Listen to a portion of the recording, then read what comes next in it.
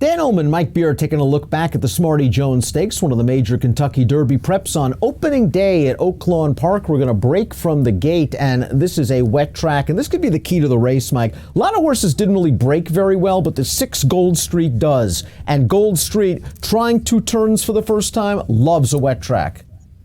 Yeah, the wet track helped him. It also helped him, you saw right there. The horse down on the rail, the number 1, he's a big long shot, but he had speed, and they took a hold of that horse and didn't try to go contest the pace. It left Gold Street basically in control here, Dan. He's going to make a clear leader on the first turn and take only token pressure up the backstretch. Yeah, it is surprising as you see the number 1 Lycan just pulling his head around. He really wants to go, and they really wanted to rate, and you would have thought his best chance at 54-1 would have made the front. But he's on front here with Lynn's Map chasing in second, Shoplifted third. 3 Technique was bet down to 2-1 coming down from New York. Tough outside post, but got into a good spot under Irad. He sets a pretty comfortable trip here. He's sort of tracking along here, second over. The problem for him really from this point on is that the winner has just, basically been in control of this pace, not having to go fast.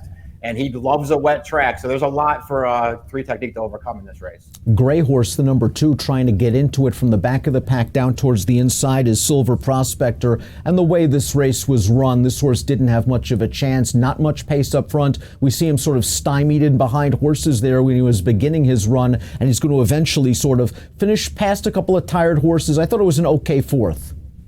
I thought he ran pretty well in this race too, Dan. He got bumped at the start of this race and wound up just way back off the pace-saving ground. He got a clean in-out trip to the stretch, but he had no chance to make a real impact here from the top of the stretch. I think he actually stays on pretty well here to be a clear 4th.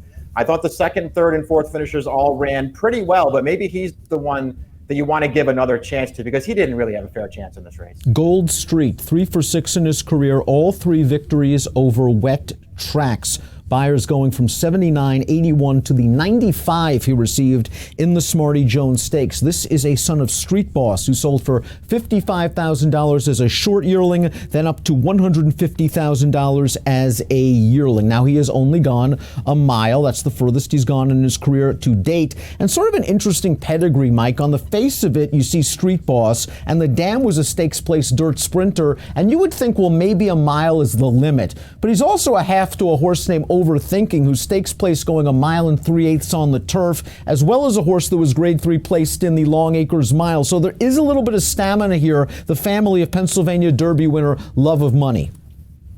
We'll see what happens going forward. Obviously, he had so many things go right for him in this race that you almost want to take a wait-and-see approach and see what he does next time, because it almost feels like his next start, wherever it is, it just has to be a little bit different. You can't count on a wet track for him. You can't count on him getting loose on the lead.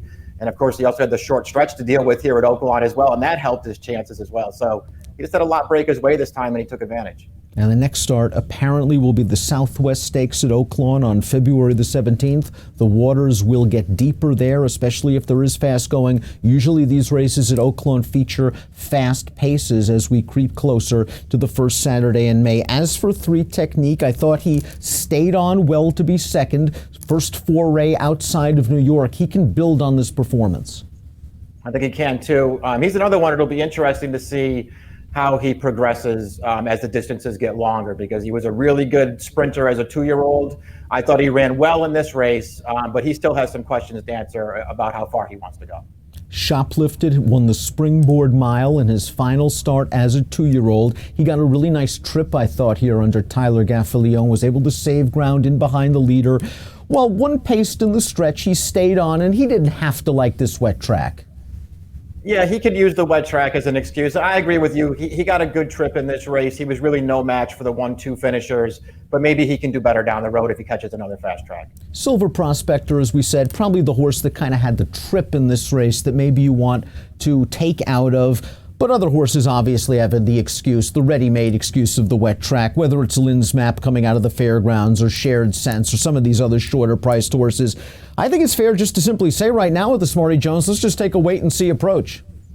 Yeah, that's how I'm looking at it too. I thought Silver Prospector was interesting. He's a horse who had already shown he likes a wet track, but he's also already a graded stakes winner. And to me, this race is just one that you can't hold against him. There was just no way he was going to win after where he was in the early part of the race.